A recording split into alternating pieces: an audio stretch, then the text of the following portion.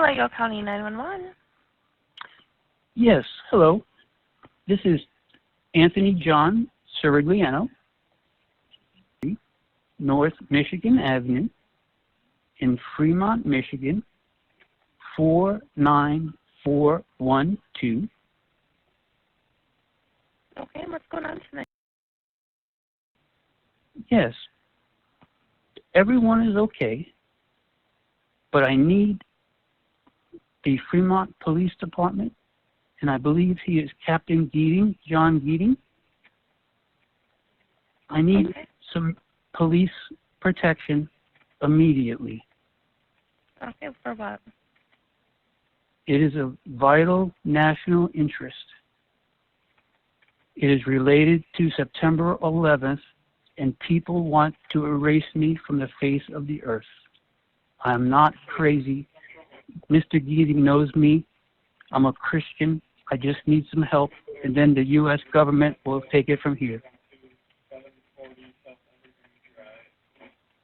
I know this sounds crazy. You don't have instructions for this. Please send someone that knows Geating and can talk to U.S. authorities, please. Okay. And do you have any weapons there? No weapons at all, not even a BB gun. All right. How do we spell your last name? Sure. It's Cirigliano.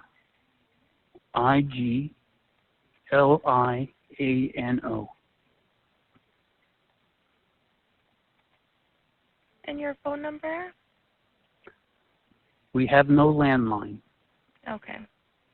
All right. We'll get him over there for you at 823 North Michigan in Fremont, okay? Okay. Can they come with their lights off and not to frighten my children, please? Yep, definitely. Okay. I'll look for them, knock on the door, and please try to send Mr. Geating, even if he has to be awoke from his sleep. It's that important, please. Nope, he's on right now. Okay. Thank you. Yeah, bye. Department first became aware that this family was missing? Well, let's kind of backtrack to even 24 hours prior to that. Around midnight on Sunday morning, on October 16th, two of my officers went to the Cirigliano house and had contact with Tony or Anthony Cirigliano. Tony was talking about issues or information that he had regarding the September 11th attacks.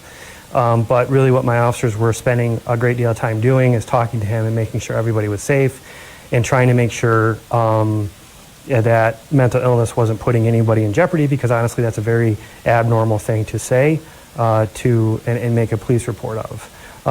My officers spent about an hour, 45 minutes-ish with Tony. They had contact with Suzette as well, and they talked really for quite a while, just making sure that everybody was safe and everybody was fine, and then offered both of them, if they were concerned about anything, to reach out and give us a call, because we'll be here to help them out. When we go to the evening of October 17th around 9 o'clock, another one of my officers was dispatched to a report of a elderly woman who lives with Tony and Suzette. And she suffers from dementia, and she was walking around the neighborhood, and some of the neighbors were concerned.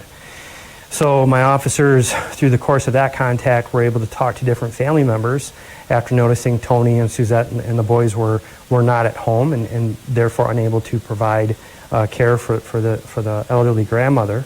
And through the course of investigation, we've been be on the lookouts for, in the area, social media pushes, and really an investigation to give us some idea where Tony and Suzette and the boys are.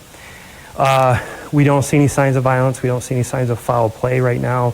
There's no signs of struggle inside the home. But it's just everyone we've talked to, whether they be a lifelong friend to Suzette or family members, they all describe this to be extremely abnormal behavior from Tony and Suzette.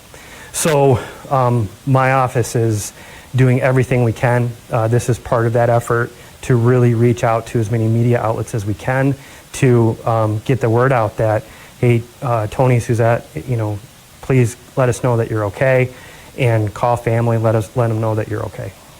In that first contact with officers the night before they disappeared, you said there was some paranoia talking about 9/11. That was it. They also talking about like the FBI and the CIA, or Correct. Tony was asking for the FBI to arrive and CIA to arrive, and wanted the fire trucks to be in his house and things of that nature. And it was really, to be in his house. Or? yeah, at his house, excuse me. It was really just, it's not normal behavior or normal interactions we have with the community. And that's what's leading me to say, you know, Tony was exhibiting some signs of paranoia. You know, some viewers have been wondering, you know, why an Amber Alert wasn't issued. Can you talk to me a little bit about that? Well, we have all indications right now that, you know, these boys' care providers, both mom and dad, are with them. We don't have any signs of violence or struggle or that they've been taken by anyone else. So Amber Alerts really have a criteria here in Michigan that's based in law and procedure, and it doesn't fit that criteria. Did Tony himself call 911 to get police to respond? On October 16th, he did. You know, at this point, any indication, you know, that they're close by, that they're out of state, any knowledge at that point? We have no indication where they could be. We continue our investigations. We're using every available resource we can, but we don't have any indication if they're still in West Michigan or in Michigan or Midwest or anything like that. And that's why we're trying to reach out to as many people as we possibly can. Have you tried to inspect your cell phone? Yes, that's been part of the investigation. And there's no signs of like ATM use or credit card use or anything? There's been none.